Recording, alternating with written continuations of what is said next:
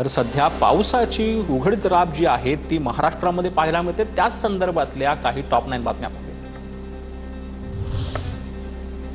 2 दिवसांच्या विश्रांतीनंतर करमाळा तालुक्यामध्ये पुन्हा पावसाची दमदार हजेरी। पाथर्डी भागातही जोरदार वाऱ्यासह पावसाची हजेरी।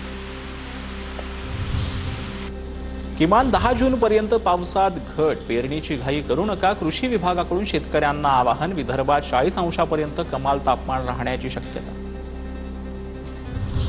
जळगाव जिल्ह्यात पाणी टंचाई। मे महिन्याच्या शेवटच्या आठवड्यात पाणी टंचाईच्या झळा। 16 गावांमध्ये 20 टँकरद्वारे पाणी पुरवठा।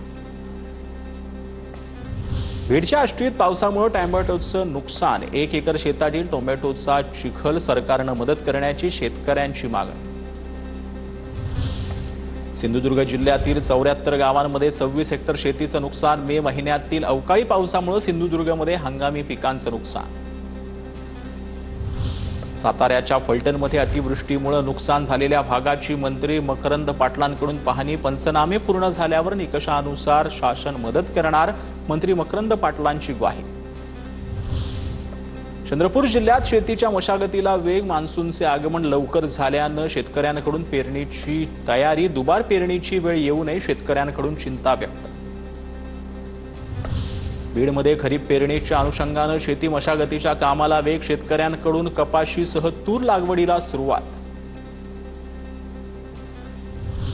पुण्याच्या भोरमधील दुर्गम हिटर्स या खोऱ्यामध्ये भात पेरणीला सुरुवात। शेतकऱ्यांची पारंपरिक पद्धतीनं भात पेरणीची लगबग सुरू।